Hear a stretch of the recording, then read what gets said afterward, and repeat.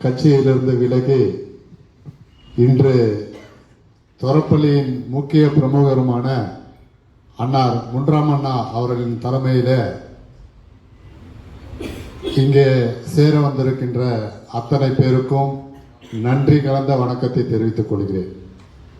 ஓசூர் வளர்ச்சி நாயகன் கிட்டத்தட்ட 70 ஆண்டு காலம் செய்யாத 2 வருஷத்துல செஞ்சு காட்டியவர் நம்ம அண்ணா பாலகிருஷ்ண ரெட்டி. இன்னைக்கு ஓசூர்ல எவ்வளோ வளர்ச்சி, எத்தனையோ லேஅவுட் போடுறாங்க, எவ்வளோ பண்றாங்க. இந்த வளர்ச்சிக்கு முக்கிய காரணமே நம்ம அண்ணா தான். ஏன்னா அவர் கொண்டு வந்த ஒசூருக்கான நல்ல திட்டங்கள், அவர் முன்னிலையில் இணைய வந்திருக்கின்ற அத்தனை பேருக்கும் நன்றி நன்றி நன்றி. நீங்க அனைத்து இந்திய அண்ணா திராவிட முன்னேற்ற கழகத்தை ஒன்று தெரிஞ்சுக்கணும். அண்ணா அமைச்சராக இருந்தாரு, அதுக்கு முன்னாடி ஒன்றிய செயலாளர், இப்ப மாவட்ட செயலாளர். அண்ணா ஏதாவது ஒரு கடையிலே ஆகட்டும், ஒரு கம்பெனிலே ஆகட்டும், நிதி அப்படின்னு கேட்டது கிடையாது. அவர் சொந்த பணத்தை தான் செலவு பண்ணிட்டு அதே பெருமை.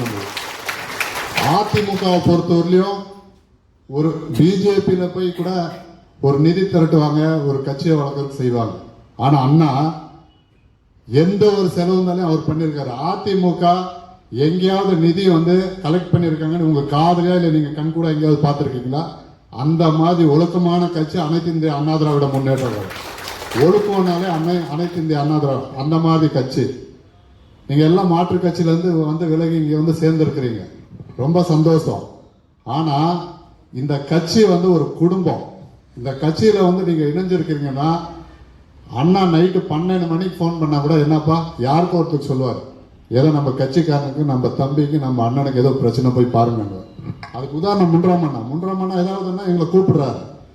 நான் எலெக்ஷன்ல நிற்கும் போது முன்றாம் அண்ணா என்னை தேடி என் வார்டுக்கு வந்தாரு.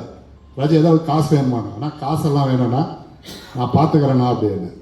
எனக்கு தெரியாம 10 வீட்டில் போய் ஓட்டு கேட்டுட்டு போயிருக்கிறார். நான் அந்த வீட்டுக்கு போறேன், முன்றாம் அண்ணா வந்தாரு, அவர் பாட்டுக்கு உட்கார்ந்தாரு, ராஜுக்கு ஓட்டு போடுங்கன்னு கேட்டுட்டு போனாருன்னு.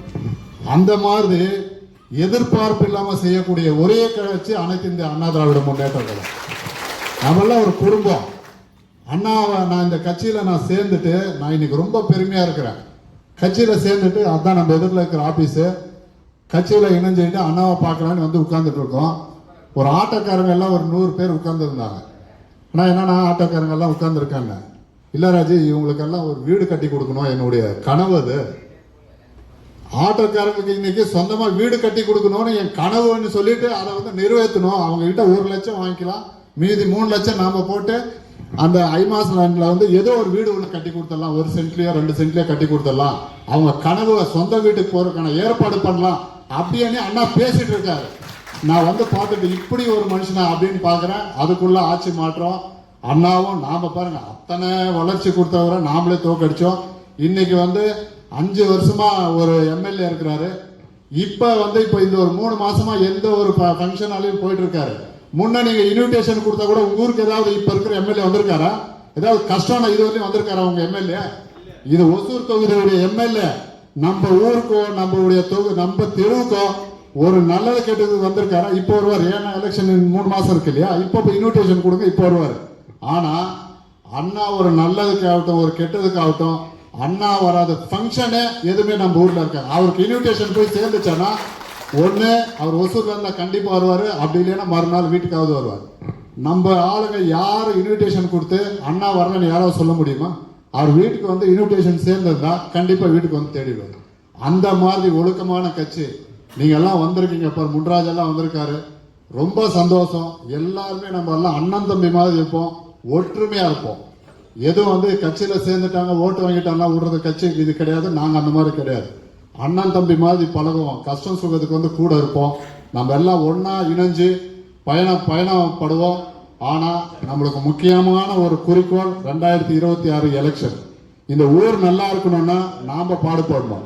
நம்ம ஓட்டு போட்டா பத்தாது. நம்ம தெருவுல நம்ம வீட்டு பக்கத்துல இருக்கிற நாம ஒரு 10 வீடு இல்ல ஒரு 10 குடும்பம், நாம ஒவ்வொருவரும் போய் ஒரு 10 குடும்பத்துல இந்த மாதிரி நல்ல கட்சி அண்ணா தான்.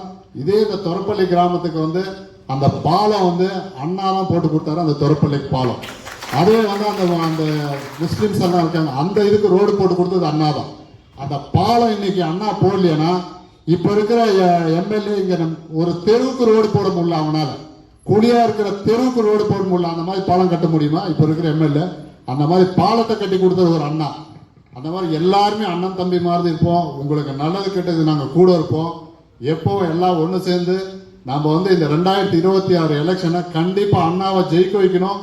ஜெயிக்க வச்சு இந்த ஒசூர் தொகுதி தமிழ்நாட்டிலே அதிகப்படியான வாக்கு வித்தியாசத்தில் ஜெயிச்சு எடப்பாடியாருக்கு நம்ம சமர்ப்பிக்க வேண்டும் என்று கேட்டுக்கொண்டு இந்த வாய்ப்பினைக்கு நன்றி கூறி விடைபெறுகிறேன். நன்றி, வணக்கம்.